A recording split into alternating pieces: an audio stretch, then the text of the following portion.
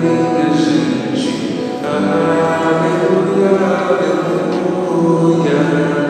Aleluia, alegria, minha gente. Aleluia, aleluia. O Senhor ressuscitou, minha gente.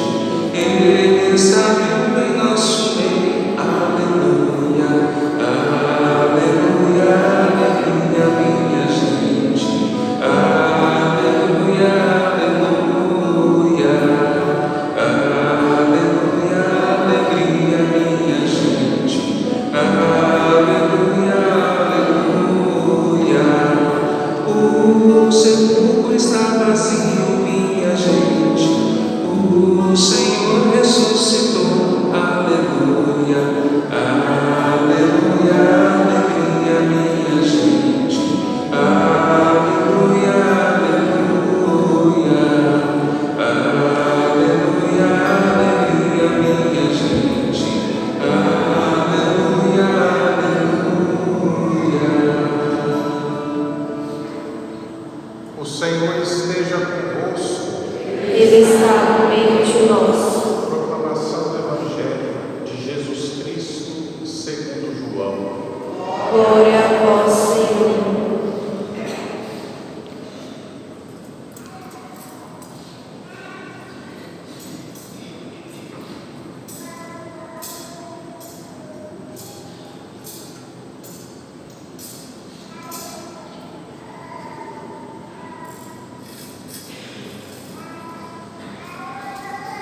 Naquele tempo, disse Jesus: em verdade vos digo, quem não entra no redil das ovelhas pela porta, mas sobe por outro lugar, é ladrão e assaltante.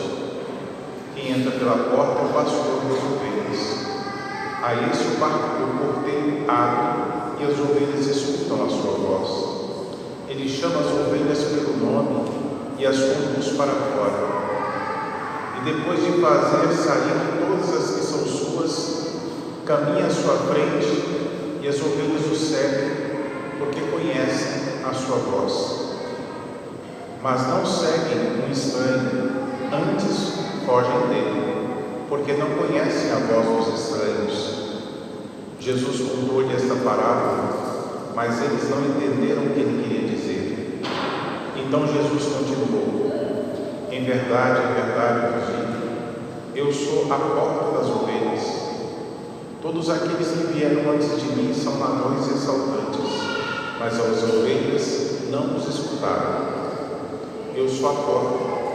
Quem entrar por mim será salvo. Entrará e sairá e encontrará pastagem. O ladrão só vem para roubar, matar e destruir. Eu vim para que todos tenham vida e a tenham em abundância. Palavra da salvação. Glória a vós, Senhor. Que as palavras do Santo Evangelho cancelem nossos pecados. Amém. Em nome do Pai, do Filho e do Espírito Santo. Caríssimos irmãos e irmãs, estamos celebrando já o quarto domingo da Páscoa. E geralmente o quarto domingo da Páscoa é dedicado ao domingo do Bom Pastor. Olhamos a figura de Deus como grande pastor, inclusive através do Salmo 22, que é o salmo onde o pastor conduz as ovelhas aos prados eternais, às águas frescas, às pastagens verdes. O pastor que no Antigo Testamento Deus disse que iria enviar para que pudessem conduzir as suas ovelhas aos prados eternais. O bom pastor é Jesus, nosso Senhor. Mas Jesus deixa também para a sua igreja, que é o seu grande rebanho, a sua grande igreja, pastores, a começar pelo Santo Padre, o Papa Leão, pelos bispos do mundo inteiro e também pelos sacerdotes, os padres, os presbíteros, que tomam conta de suas paróquias, de suas comunidades. E é interessante que este mês o Papa Leão pediu de forma especial que rezássemos pelos sacerdotes enfermos do corpo e da alma, pelos sacerdotes em crise, pelos sacerdotes que passam por provações. Mas por que o Papa pede então para que se reze pelos pastores, pelos sacerdotes? Porque são eles que cuidam das comunidades, são eles que cuidam do povo de Deus, são eles que zelam e protegem pela fé, pela moral, pelos bons costumes. E é bem certo aquela profecia que diz: ferirá o pastor e as ovelhas então se dispersarão. O mundo inteiro então se reúne para rezar pelos padres, pelos bispos e também pelo Papa. É muito importante que a comunidade tenha essa consciência de rezar pelos seus pastores. Hoje também, de forma muito especial, nossa comunidade se reúne com alguns casais para realizar um encontro de casais que vivem a segunda união e que outros que vivem a união estável.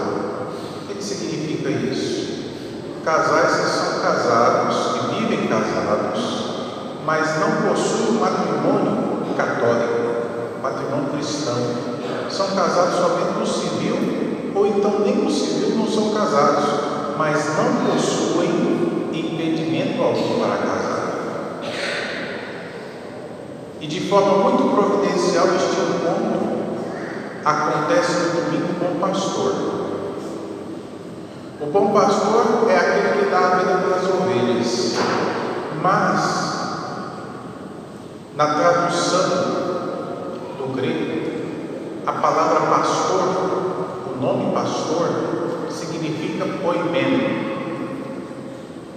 que tem o seu significado aqui: aquele que protege e aquele que alimenta.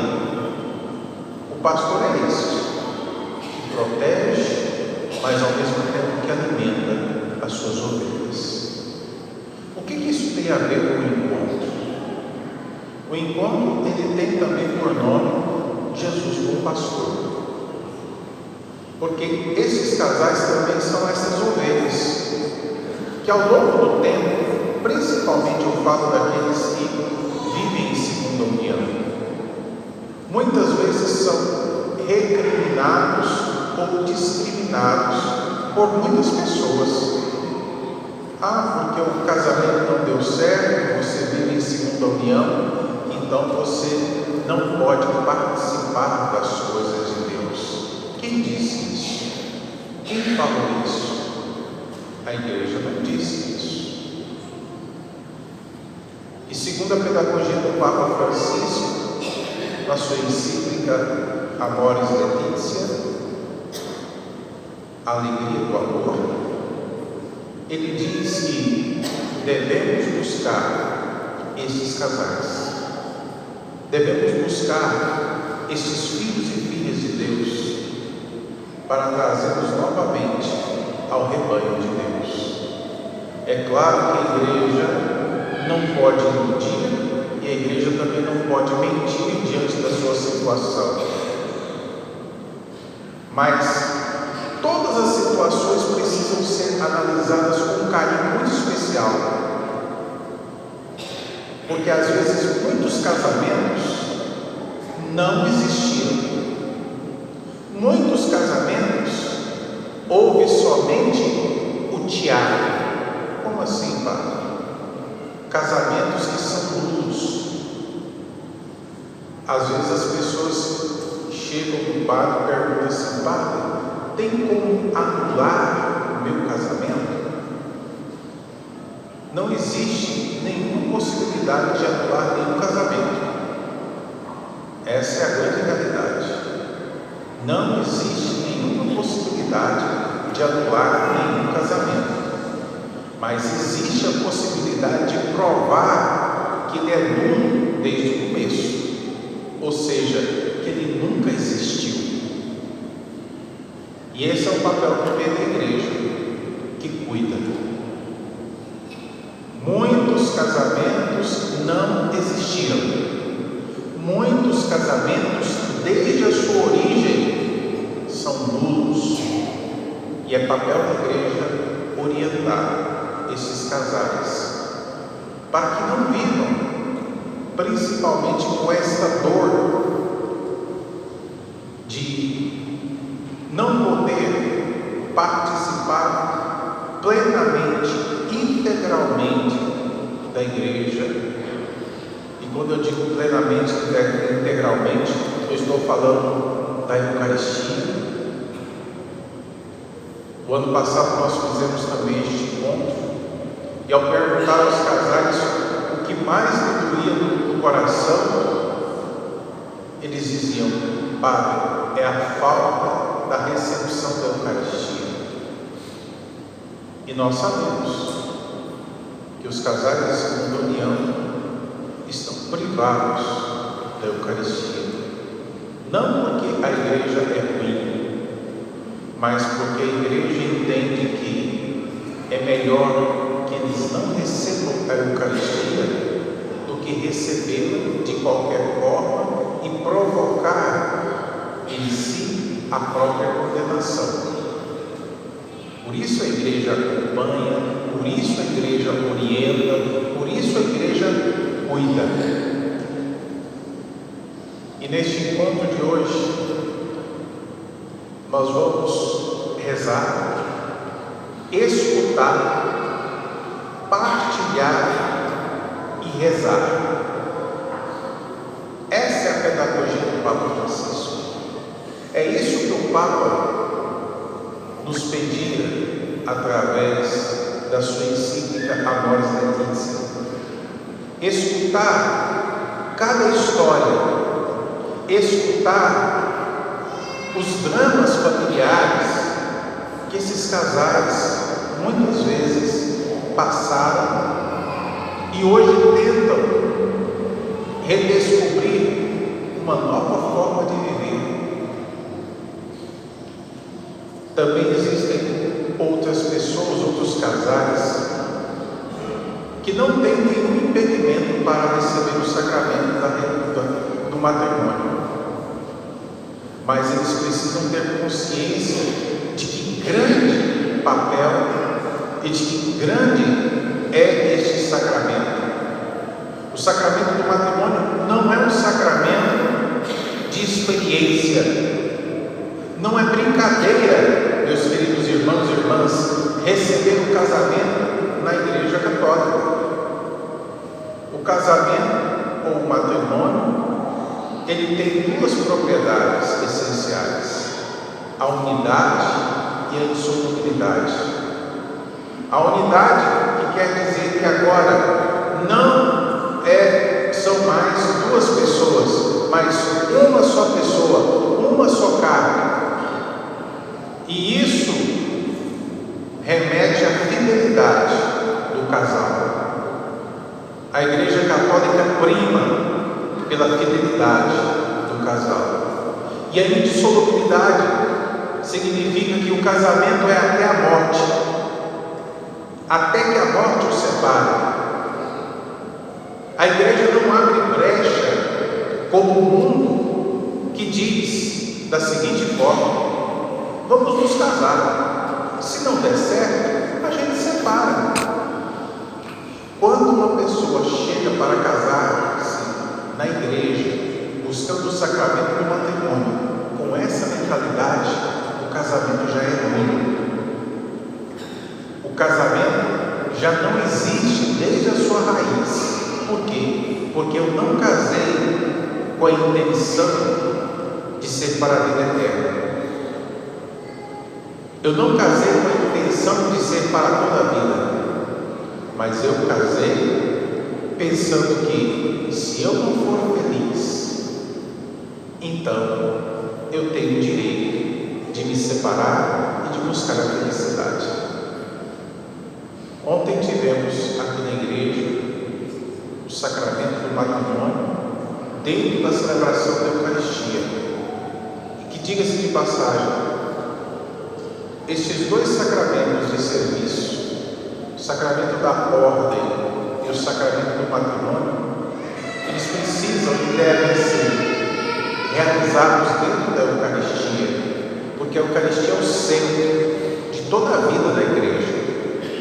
E sendo o centro de toda a vida da igreja, eu dizia aos casais, ao casal que estava ontem buscando este sacramento: quando uma pessoa decide se casar, não pode ser um plano pessoal, não pode ser um plano simplesmente e puramente do casal, mas todo o sacramento do matrimônio, primeiramente, é um plano tecido a três pessoas. Primeiro, querido por Deus, Deus o quis, e depois aceito pelos cônjuges, o homem e a mulher. E a partir da aceitação dessa proposta de Deus, eles vão construindo uma vida a dois, abertos para a fecundidade, para a bênção que são os filhos, e educando esses filhos na lei de Deus e na lei da igreja, preservando os valores que hoje são tão deturpados, os valores que hoje são corrompidos por este mundo. A família é uma luz que brilha na escuridão deste mundo. A família, ela é a igreja doméstica, como dizia São João Paulo II. Que este encontro, meus queridos casais, seja para nós hoje uma luz que brilha na vida de vocês. Que este encontro hoje possa mostrar para muitos que vocês não estão excluídos e muito menos excomungados da igreja. Infelizes são aqueles que acham que casais de segunda união, que casais de união estável não podem participar das coisas de Deus. Todos são chamados a seguir a Cristo como pastor dentro deste rebanho. Todos são chamados a buscar a Deus. Não se cansem de ouvir a voz do bom pastor e de segui-lo. Que Deus ajude a cada um de vocês e que esta manhã seja para nós muito frutuosa.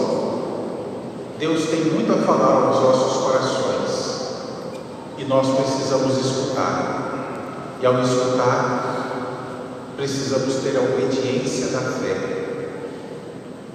obedecer o que a igreja diz, obedecer os que os pastores da igreja dizem, obedecer o que o magistério da igreja, através do Papa e dos bispos, nos dizem. Que Deus nos abençoe hoje e sempre. Amém.